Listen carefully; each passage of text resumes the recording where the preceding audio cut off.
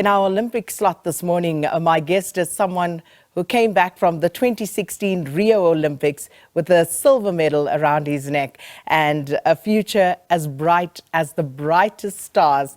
All the hurdles he had overcome had brought him to that moment where the whole world watched as he leapt to stardom on the biggest platform in sport, the Olympic Games. Luvo Manyonga's story is full of inspirational moments and also huge disappointments in parallel lanes. And he joins me this morning to talk about his journey as he finds the best version of himself.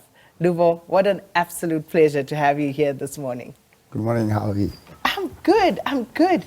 And I was so excited when I saw last night that you are coming through. But I must say, I was excited, but also, my heart just leapt, and you know, I think the mother in me came out, and I was like, the first thing I'm going to do is I'm going to give you a hug when I see you. So it's great to have you.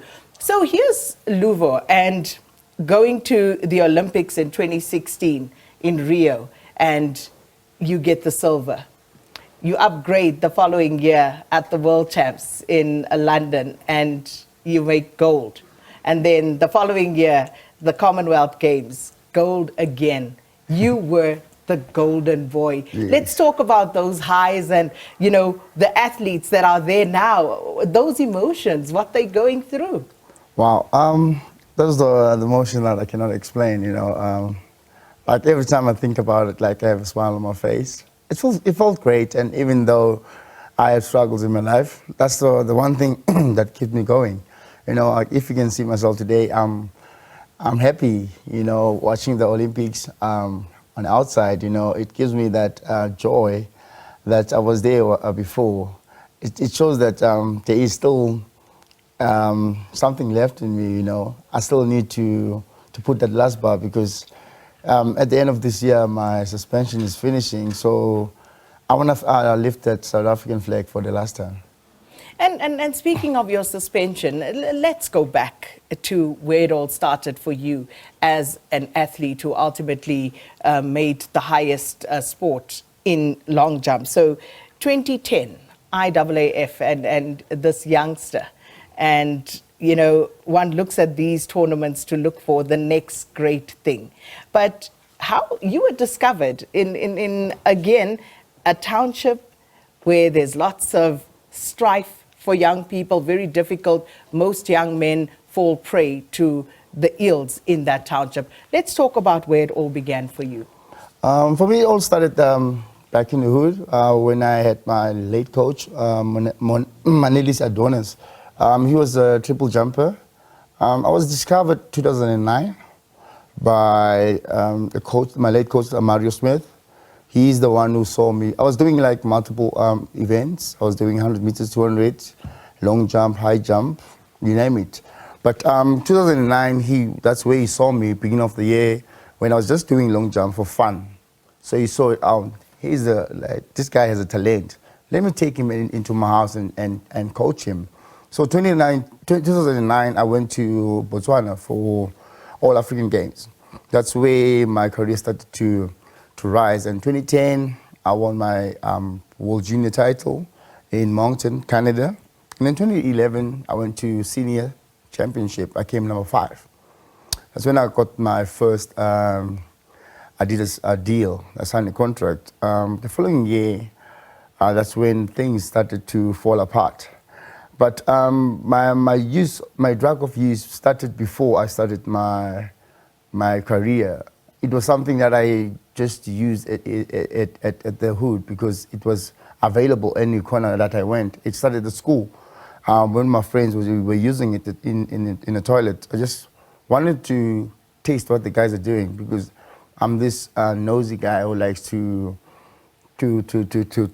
experience things that I never experienced in my life. So it gave me a sense of belonging because I'm this kid who like to express my feelings to other people. So that's when I started it into like 2008.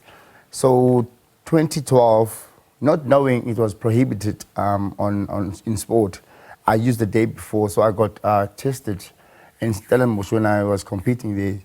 That's when I was suspended for 18 months. And the drug in question was it crystal meth? Yeah, it was crystal meth. That was my drug of choice. Yeah, so tuck, Tuck, yeah. as it is colloquially known. Yeah, locally called tuck, yes. So there you tested positive now. So you went from gold as a junior, and then a few years later, you test positive for tuck, Yes. and 18-month ban. Yes. But that didn't stop you.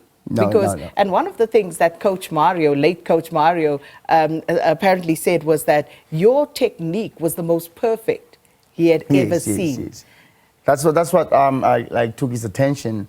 That my technique is nobody has a technique like mine in the entire world. That's what took Mario's attention. And also, before he passed on, he was the person who was like looking after me. And his accident, he was on his way coming to fetch me from the hood to take me out of the, But after I was tested positive, I never stopped using. I continued using until 2015. And also, I think his pass was also played has an impact of my usage. You understand? So I went from using normally to use abnormal. And you didn't go to his funeral? No, I didn't. I didn't because I was so hooked in my drug of choice because tech is highly addictive. You understand? So I was not even thinking of like, let me go to his funeral just to pay my condolences to him, and it feels bad for me every time I think about it because that man like lost his life because he was wanted the great out of me, but I didn't take that seriously.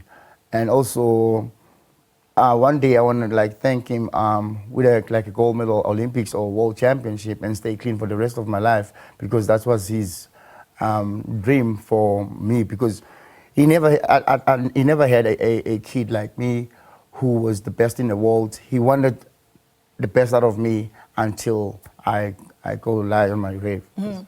So then between the junior title, then you test positive in between until 2015 you get clean for Rio 2016. Yes. How did that journey come about? Okay, there's a previous president, Gideon Sam. He personally went to my house late 2015. He went to my house to go find me and told me, Luvo, I have a place for you. You can come and stay in Pretoria at Hatfield HPC, High Performance Center. I went there, started training, and I was clean for that period of I think I was July towards Olympics 2016. So I started training. I started to jumping very well, beginning of the year 820. That's when I qualified. Even though I was there was comments and that I won't make it to the Olympics. But I told myself that any medal, I'm going to get any medal in Olympics because I know myself and then I'm confident about jumping. Jumping is the best thing I have had. I love jumping. Even though now I'm quite sure coming next year, I'm going to bring gold medal for my country. Oh, fabulous. And of course, you lost by how much? 1 centimeter, was it? I lost by 1 centimeter, yes. Yeah, 1 centimeter. So there you have the silver. And as I said at the beginning, then it's gold the following year at the World Champs. Then it's another gold at the Commonwealth Games. And the following year, it was World Champs again in Doha. Yes. Where you came fourth. Yes. And then, is that where the things started unraveling again for you? Yes, to be honest, during my career, I was never been honest, because during the season I was completely clean, but off season I'll start using again because I never understand how great I was, you understand? But I was looking for that high. In season, must you have this adrenaline rush. So off season, I started to get bored, you understand? So I started using. 2017, I got the gold medal. I'm still looking for that high. 2018, off season, same thing. 2019, I got a little bit fat. I think that's why I lost. And also, when I came back from Doha, I had a chat with my agent that I wanna control my finance. That's when he told me that, okay, Luvo, when we get back home, I'm gonna give you your your statements, how much you have and stuff like that. But I never stopped using. When I went to stay in PE. That's where my mistake started. That's when I started using drastically. And there was time that WADA, they were like, there's this thing called whereabouts. So I never filled the whereabouts. They were looking for me. They didn't find me. So they suspended me on the sport. Luvo, I read somewhere 8.4 million is what you had lost. Is that accurate? Yeah, to be honest, I'm not sure. But it's roughly what I think I spent it. Because I don't have a black and white saying that I blew 8.4. But the amount of money that I spent, it can get close to that. Because my drug use was really, really bad. So now we're coming to the end of your ban. And you're saying you're ready to bring back gold next year. Yes, I'm quite confident that I'm gonna bring a gold medal for my country because the platform that I'm at, I'm working with clinics. There's a clinics group, health and mental health and group because they're helping people with substance disorder. So I admitted myself as an inpatient, in a rehabilitation. And I'm also an ambassador for them just to spread the word of drug awareness throughout the country. And also on the 31st of August, I'm finishing my program. I'm going back to Queenstown to start coaching and training at Queen's College. Oh, great stuff. And of course, the current Olympics that's underway. So how many medals do you think we're going to get? I'm quite sure we can get like 10 medals because we already have 3 in the bag. And I'm rooting for the swimmers, also in athletics. We had the likes of Wade Fanike, Akani Simbini, and the lead from 800 meters. So I'm gonna get a lot of medals there. Oh, great stuff. And of course, I am rooting for you and I hope to see you next year. Again, you know, world champs, and looking forward to that goal. But today, as we said in the beginning, is of course Hug Someone Day, and I want to hug Luvo this morning. So, wishing you all the best. Thank you very much. Thanks so much. Luvo Manyonga, of course, he needs little introductions, done so much for the country. And of course, what we are going to do is take you to headlines. And Luvo, next year. Thank you very much. You're going to sit right there with that gold. Okay, thank you very much.